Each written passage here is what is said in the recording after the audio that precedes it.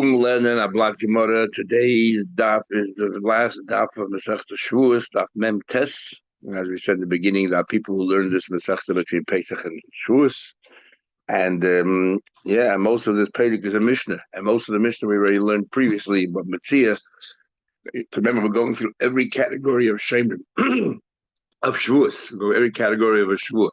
We did Shavuos Hapikadon. When you make a Shavuot and you're causing somebody maybe a voluntary loss, and so too with Shavuos and Eidos, you refuse to give any. You say you don't have any Eidos to give, and you're impacting somebody. There's also Shavuos Hashemin. We said there are three Shavuos from the Torah. Somebody that mixes, or if a single aid stands there and says you owe him $100, you have to swear to negate what he says, contradict what he says, and then you have Shavuos Hashemin. So the Mishnah now starts out. We're going to lead to Shavuos, but first tells you to establish about the Shemim, which we all learned in Masechta Bab Metzia already. And Abba Shemim, three psukim in the Torah about Shemim, but there are four categories of Shemim, and one of them we actually is not clear in the Torah, and we have Machlekes Ramei and Chachamim, what we treat, how we treat this person. So go to the following. What are the responsibilities? What are the liabilities? Shem Echinim, where the Shem is actually doing you a favor. There's a Shayel, where you're doing the Shem a favor. And then there's Neisasacha, somebody who pays for, somebody who gets paid for what he does. So you're doing each other a favor. And then Vahaseicha, somebody rents, which also the way, so you're doing each other a favor. He has that product and you have the money. The law is that he's not responsible for anything. The only thing he's liable for is pshi of negligence. And it's actually machlek is a shayim if negligence is a din and shmira, or really, as far as a shayim is concerned, he owes nothing. Negligence is like you're being a mazik. You're paying, you have to repay the person because you damaged it. Negligence is tantamount to being mazik. So nishba ala koil. When do you swear? You swear if you want to exonerate yourself. So he swears on any claim that he makes that exonerates him, he'll swear. Obviously, if he was negligent not to swear, he's going to pay. So Nishma Lakoil swears about everything. Hashayel, one who borrows, no matter what happened, he's liable. Even if it was an accident, he's liable. The only exception for Hashayel is Mesa Machmas Malacha. You hired him something in that particular job, it died on the job. You can't expect him to leave it at home because he deliberately borrowed from you for that purpose. So he's a Mesa Malacha. And also, if Sheila Bebailin, if the owner worked for him at the time that he borrowed from him. Those are the only two exceptions. So Hashayel generally Misham Zakar. No matter what happens, you got to pay. On Noisei Sacha, somebody who gets paid, or Hasaycha, somebody who pays and rent. Boy and they. So our Mishnah holds that a Soiche has the same laws as the Noisei Sacha, and the Noisei Sacha has the same laws as the Soiche, and the Sulsi the Gemara. And these two, they are potter from accidents, but they're much more liable than a Shem Bechinim. You should have been more careful. They're chayiv for Geneva and Aveda. For the stolen or lost, they're responsible. But if an accident happened, it died, they're potter. So they nishboin ala shavura. They swear if an accident happened, for example, it broke down, or Shvuya was kidnapped, or Al Mesa just died. In all these three instances, they are exempt, so they have to swear. That's what happened. But they do pay Aveda Geneva if we got lost. Or if it's stolen, then they have to pay. They pay that. Why? Because the Torah says that's what their law is. So what happened? Now let's go through a number of scenarios. Remember that now we're going to that was a money obligation. Now we're talking about the shvur. The only time that if you swore false and then you admit, you have to admit. If you don't admit, then you get punished for the punishment of the best enough. But you don't. If you admit that you swore false, you got to pay the principal back. You got to pay a fifth, the penalty of a fifth, and you got to bring a carbon usham. And that's only if you admitted, you showed that you were contrite. So the owner says to Shem Echinam, where's my cow? Amala, he said, Mace, it died. But the truth of the matter is, and he swore. Now, by saying he died, he is potter. But the truth of the matter is, what really happened was Nishbur. Another accident happened. It broke a leg, or Nishbur was kidnapped, or Nishbur was stolen, but lost. Even if he would have said the truth, he would have been exonerated. So what did he achieve with the shvur? Nothing. Therefore, there's no carbon. There's no din of what do you call a shvur shame that you have to pay and everything else because it didn't make a difference. Shvur is only a problem is if you benefited by lying. You swore false. You said it when you're whatever it is. You're yeah. It's proven that he was alive. And now we found the broken leg. So do we trust him in the future? A good question. We had that machlek before and showing whether that's considered a problem. The Gemara will talk about also what about Shavuos Bitui? You made a shua, you ate, I didn't eat. Just forget about the laws of shua shaming. We bring a carbon, but Shavuos Bitui, we bring a carbon oil of a yared. Maybe you should do that. He swore false. The Gemara will talk about it. He claimed that it was broken, but Mushamet, in reality, it died. And Nishba was kidnapped, it was stolen, it was lost. Or Nishba, in reality, or he swore that it was taken in captivity, which exonerates him. But the truth is, Mushamet died, which also would have been potter. A Nishba broke a leg, broke down. A Nigna was stolen, it was lost. All of these would have been potter. But he swore a false shavua, but it didn't benefit from it. Nignev, he claimed that it was stolen. He swore, but Wushames. Now remember, Nignev for him is also potter. But what really happened was it died. A Nishba broke over. A Nishba was kidnapped. Got lost. Of that, he swore that I got lost. But who Shemesh? But in reality, it died. The Nishba broke a Nishba again, giving you all the different scenarios. So anyway, Mashbi Achani. And the owner says, is that what you said? You said it was lost and stolen. I make you swear, but Amar said, Amen. In all these instances, potter because he didn't gain anything by the shrew he made, because even if you would have said the truth, you would have been exonerated. Next case. What happened? He said, Hey, Shady, where's my cow? And Amar, he said to him, any there? I have no idea what you're talking about. What cow? No, he denies ever. He says he's not talking about the dinim of Shmira. He's saying you never gave it to me. Right? So if I owe you nothing. But the truth of the matter is, so one of the scenarios that what really happened to the animal, he would have been put anyway. But maybe he's embarrassed, so therefore he says, nothing, you never gave me. You didn't want to hurt his reputation. I'm making you swear that what you just told me is true, that I never gave you a cow. He's still potted. Again, he didn't gain anything by swearing that you never gave it to me, because even if he would have said the truth, he would have been potted. The only time you're liable is if you gain something by the shvur. What happened? He says to him, Heichen Shoidi, where is my cow? Omalai Ovad. He said, I lost it. Okay. He said, Mashbiachani, I'm making you swear. Then all of a sudden, the Eidim come in, witnesses come in, and they say, we know for a fact that you ate it. In other words, you're a ganef. The first way don't pay a commission. If they would have said you stole it, and then you would have shachted everything else, you paid a commission. They didn't say you stole it; they said you ate it. So what do you do? Mishalom is a keren. You ate the keren. You ate the keren. That's it. You pay back the principal. Sorry, you pay the principal. That's it. If he was made himself that he swore false, then in this case, he's mishalom keren, chaimish ve'asham. He pays all that. You don't pay kefil because you're made to be knasi potter, but you pay because you made a false shvur.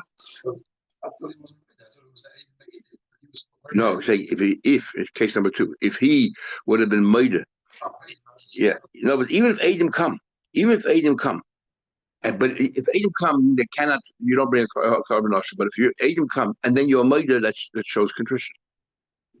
So therefore you bring. Heichen Shady, he said to him, "Where's my shayri?" He said, "Nignet." Here he tried to get away with it, saying it was stolen. He said, "Amen." And normally we say Hatayin Tayin Ganef. If a person or shame claims it was stolen, but he stole it, he then is liable to pay kefil and all that. He's Mishal Tashlum kefil, he pays kefil. In the previous case, he didn't argue that it was stolen. He said it was lost. He was lost, so he wasn't Tayin Tayin Ganef. And he just ate it, like he's a mazik, everything else he paid. Here, he claimed that it was stolen. Turned out to be, here's a Ganef. He pays kefil. Sorry? Yeah, it's true, okay, but he pays kefil because he's a Ganef. Taisha says already here we're not going to be good and turn out to be that he ate it, because then you'll be a problem of the chamisha, like you said before. If he was made in okay, then he pays all those extras. Nothing to do with Shemir. Reuben goes to Shimon, who's in the market, and says to him, "Hey, you stole my animal. Where is it?" And he says, "I never stole your animal." But Adim the Adim say, "Yes, you did. You stole the animal." He's Mishal to Shlevi Kefil. That guy, you don't do the shame. It's just a ganef, has to pay Kefil. Tovach HaMocher, if he shechted it or he sold it, Mishal Zabav Chavish, he pays 4 or 5 times. Ra Eidim Shemashmin Aboin. He saw Eidim around the way, were coming. So Amr, he jumps in and he says to the Bezin, Ganafti. So he's a Moide Beknas. Remember, we had a machlekes. If you're Moide Beknas and then the Eidim come, what happens? Is the pshat that Moide Beknas, we don't charge you the penalty because we don't have the clear to charge you a penalty based on your confession. So the Eidim come afterwards. Sorry? So there's 2 opinions. So then if you follow that approach and the Eidim come afterwards, then you're chayiv. Or the pshat is that if you're Moide Beknas, is that I the sugar, or that patters you. It's not that we cannot be mechayiv you. That is a form of a payment that you made in public. You humiliate yourself, and then that's true. Nevertheless, yeah. If the Adim say he ate it, then obviously he killed the animal, so he should be paying 4 or 5 times. True, but since he did not claim that he was what it was stolen. He said it was lost.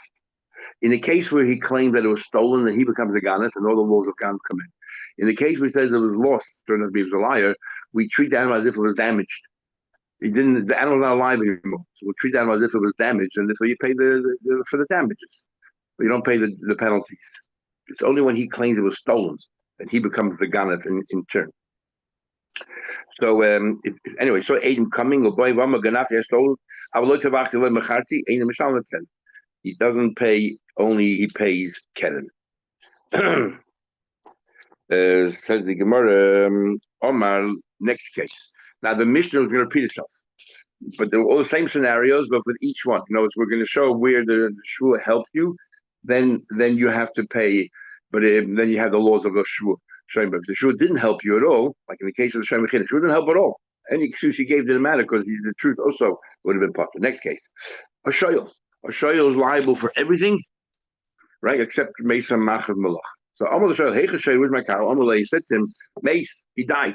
Nah, and the guy said, I make it swear. He says, Amen. What did he achieve by saying he died? Nothing, because he still has to pay for it. But the truth was, Nishba, Nigna, one of the other scenarios, broke a leg, he was kidnapped, stolen, lost, or Nishba, he says it broke down.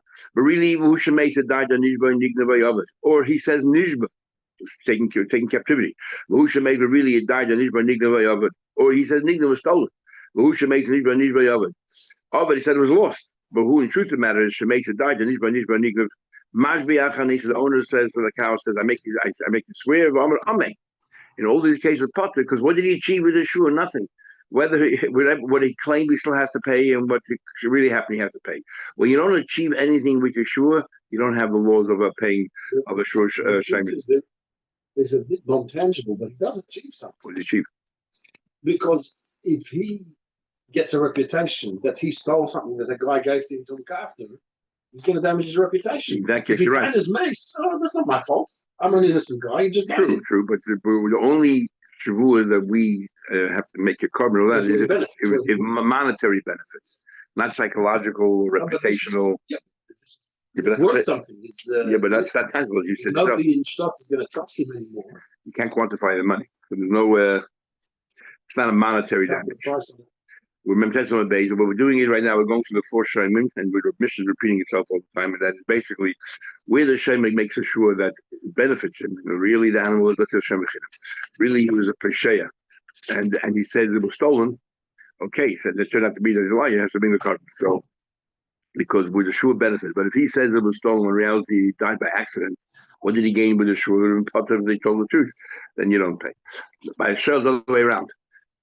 He says that he makes up a story. It died. Really, it was stolen. What did he gain with the sure? Because the shell is responsible no matter what happens. So even if according to your story, it died, you still have to pay. And you said instead it was stolen or lost, you gain nothing. Again, there has to be a monetary gain for the laws of Shur Shem kick in. So talking about a Heichen Shady, with my show case number 3, we're going through the show now. Ain't he there or not? Matter stuff. What are you talking about? But reality, it died. I nigna. So here he already gained something. Because he would have told the truth, he would have to reimburse the balabas. Now he says, I don't told him I deny the whole thing. You never gave me an animal to mine for you, I never borrowed from you.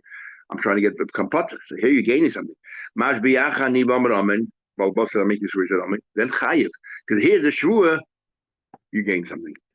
Next case. He said to the guy who was getting paid, and the again is liable for Gneva Vaveda. The only thing he's potter for is Muslim is Anonymous.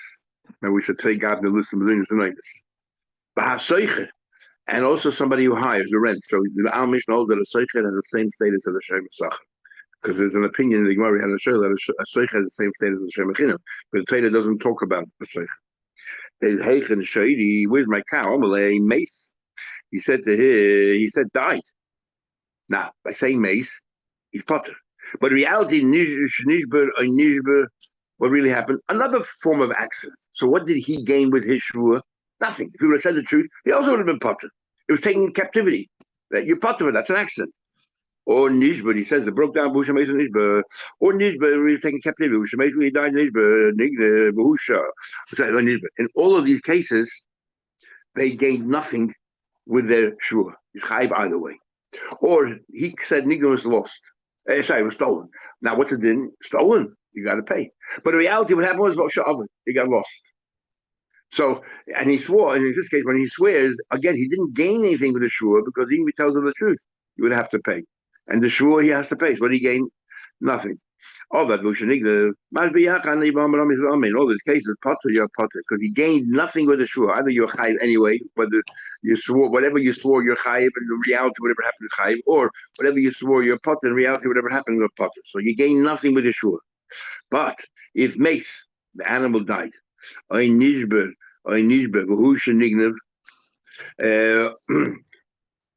if he says it died of different kinds of accidents, right? Nishba.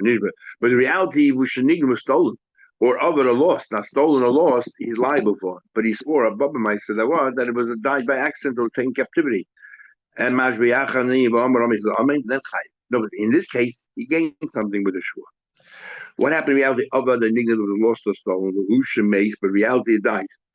In other words, he swore something, a lie, which made him chayiv. If he would have said the truth, he would have been potter. So true. The shvur changed the scenario. But what did he benefit from making this false shvur? Not at all. Potter is potter because he didn't benefit from this. With his shvur, he has to pay. This is the rule. If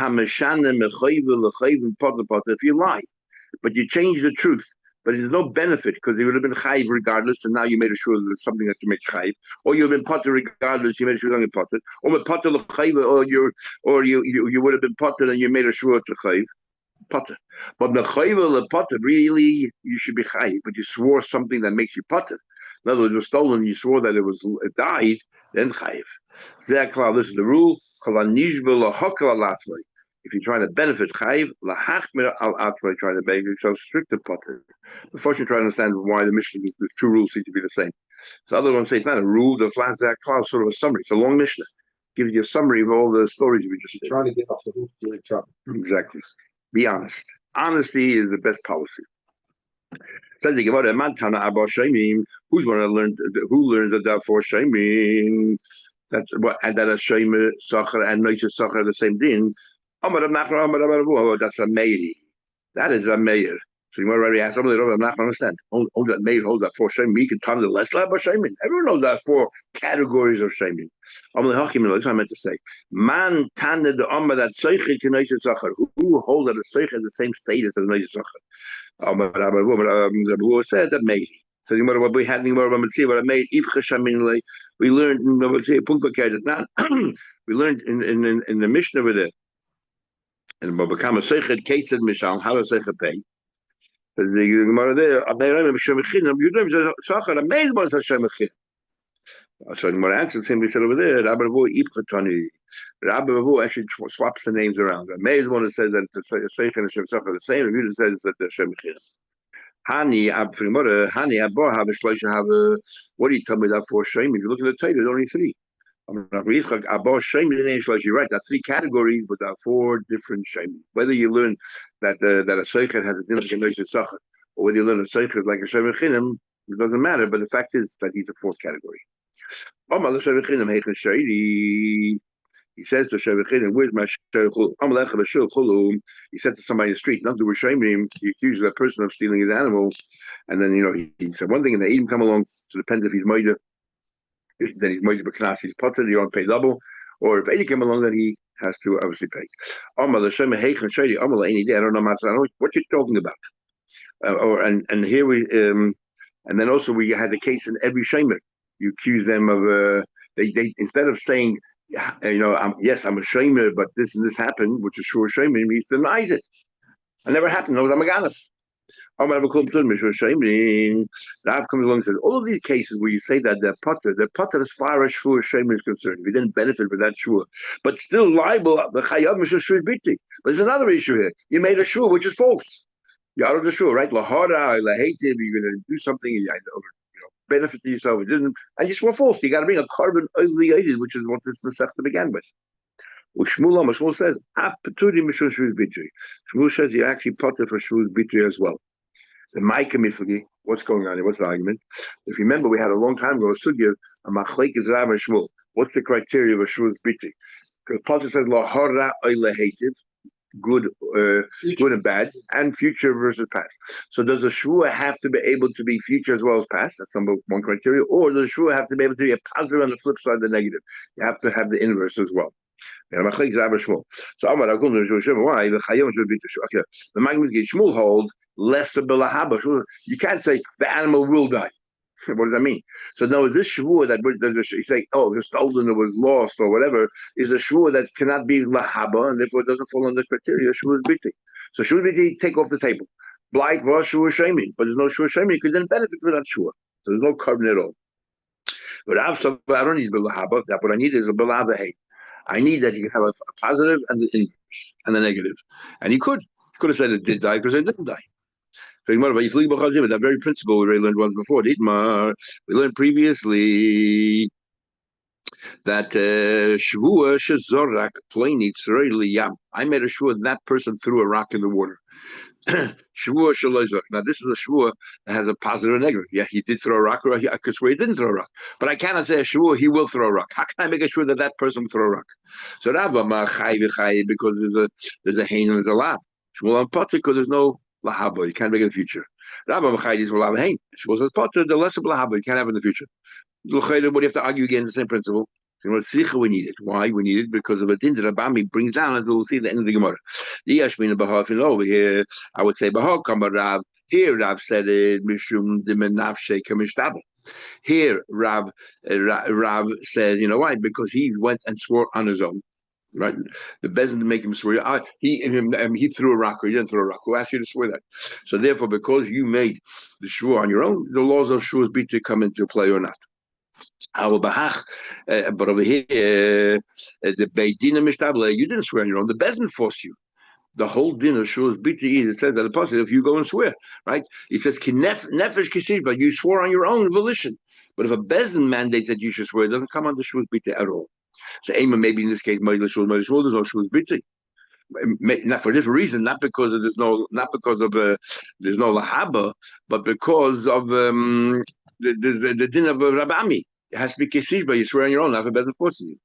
Rabami said, "Go shur shadeyon mashbinos." Any shur that a bezin forces you, ain't chayav no l'mashvij not chayiv. The yitma bahav. We only knew this case over here in our Mishnah over here. I would say bahak. How much more only over here? Shmuel says it in that there's no shvua. Our bahak whatever there. Since you swore on your own, maybe the svara behind Shmuel is not because of what do you call it, lahaba, it's lacking lahaba. Maybe the swara Shmuel is because the bezin mandated. But in the case where bezin didn't mandate, maybe you're chayv. You need to spell out both. Because Shmuel and Rav didn't give their reasons. We're the one who explored what's the basis of Rav and Shmuel. We come up with those reasons. What's this ma'aser about me? Goof over about me. Because Shmuel shadeyon mashbinos any shur that you swear ain't no mishon shviz bitter. There's no bitter. It says oy nefesh kisishba levate b'svasayim. That if a nefesh that goes ahead and swear oy nefesh ki, what does ki mean? So midatzmai on their own. We had the Rish Lakish shown in other places where Rish Lakish said ki mishtamish ba'arba l'shayim. The word ki can have 4 different interpretations. Maybe Dila perhaps Ella that and the ha. Sorry, Ella only and the ha that. So therefore, we said over here, nefesh ki sishba, a nefesh that, not only a nefesh that swears on their own. Now, the hard is not everyone agrees. Rabbi Lazar argues. He says, "Kulan pturin mishvur shemin lechayavim mishvur shvur biti." He holds that you take a chayiv here mishvur shvur biti. Like Rav says, and he holds that we don't just because Bezin mandated, so what? Chutz, the only case that he says that you don't swear, which has nothing to do, is any day matasach. Except the case where he says any day matasach. That's different, because there you're chayiv because you are. It's a normal case. Don't do a shemim. It's a normal case of a ganav, and you've benefited for you with you by saying I contradict your story. I know you never gave me anything to watch for you. I've tried to pat to myself, so I try to gain a money advantage. Yeah, somebody want to finish because I need it for 9 days. Somebody want to finish it here. Finish them sector. Here we go. I didn't finish the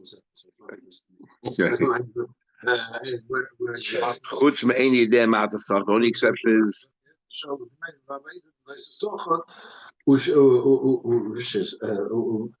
שבסויכם שהוא חייב. שעל כופר moment, because in that case, they're making a denial in order to save themselves money. the only thing you're making sure. So those cases in the Mishnah where the Mishnah clearly says you do your chayiv, Rabbi Lazar doesn't talk about it. When he says chutz, this is the only case. Now he's not arguing the Mishnah. Okay, he's agreeing with everything the Mishnah is saying. He's saying those cases the Mishnah says potter. This is the one case that I'm going to say. In this case over here that you are there's no there is a shvus bitui except the case of any dematosach. Okay, but just an interesting thing. Every Masechta we finish off with we say all the names of Papa's sons. It says in one of the children, I think Mashal. The reason why we say the 10 sons of Papa is because why not Papa? Papa took over from a Bayah Rava we had a few weeks ago. But so what? There's so many of them. One not Bayah, one not Rava, whatever. He says here that first of all, Papa had 10 children. Some say he had even more, but we name all 10 children. They're all Tamid Achamim, and these are like Yasser Sadibris to tell you that oral Torah is part of the Torah Shabbat. And the Papa's name himself, where does the name Papa come from? Interesting thing. We just read in parts of Aloicha about describing Moshe Rabbeinu Peh El Peh, a boy. And Papa is that the Eibush, the Shechina is going through the Talmidei Chachamim, and that he's learning Torah Shabbat Peh, but Torah Shabbat Peh is part of Torah Shabbat, and therefore it's one. We fuse it as one. That's why we finish every Masechta to remind us of that. Okay, so here's the Shigum Zaynus. Hi everybody. Tomorrow, Masechta Avodah Zarah.